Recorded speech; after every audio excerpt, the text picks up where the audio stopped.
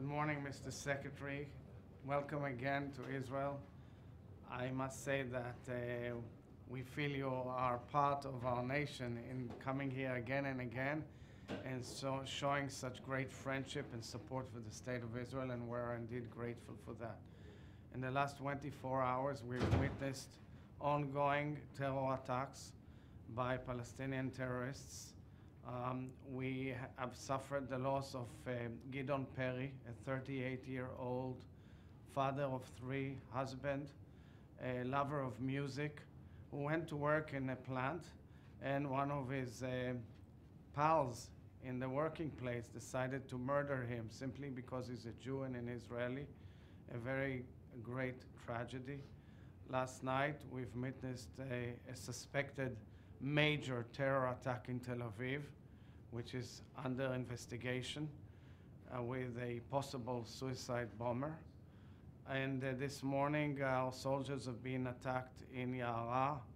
Yara is on the border with Lebanon by Hezbollah terrorists with drones. And there is information that we have suffered possible casualties. We are under review of this. And this is the way we are living these days. We are surrounded by terror from four corners of the earth, and we are fighting back as a resilient and strong nation. It also is reflected in the attitude of Hamas in the negotiations for the release of our hostages.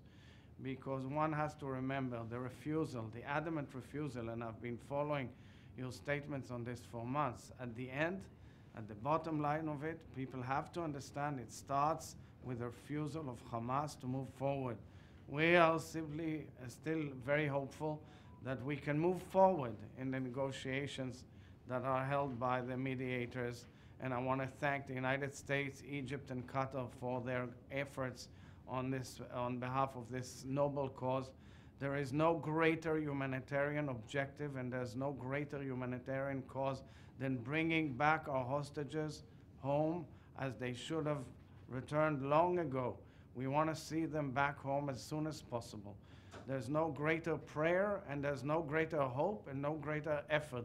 Turn everything possible to bring them back home. And it is, in fact, the top agenda of world affairs these days, as projected by Security Council resolution, which you, Mr. Secretary, have brought forward and passed in a historic step, as well as, of course, the conclusions of all the leadership of the world in the G7 on this issue. So let's try our best and all our efforts to bring them back home alongside with protecting Israeli security interests.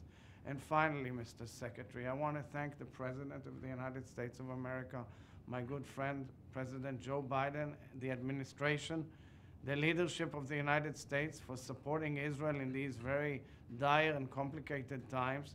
You've amassed a very powerful and impressive coalition of armies, navies, and powers that are here to protect the interests of the coalition of nations that wants to move towards peace and a better future in the Middle East against the empire of evil, which starts and emanates in Tehran.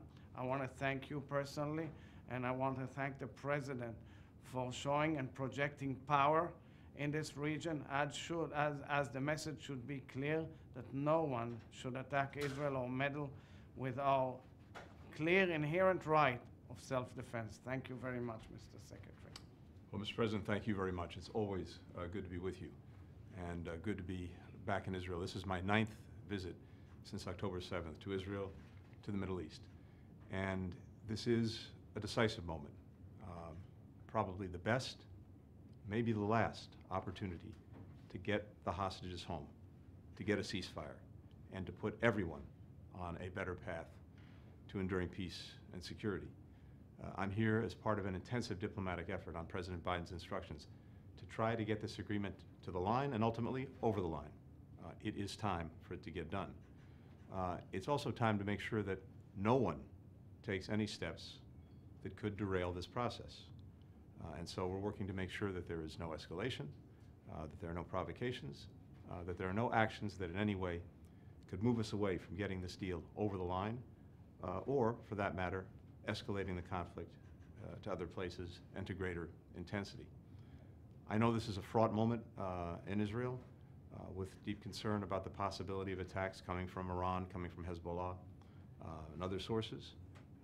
And as you heard the President say, the United States has taken decisive action to deploy forces here to deter any attacks, and if necessary, to defend against any attacks.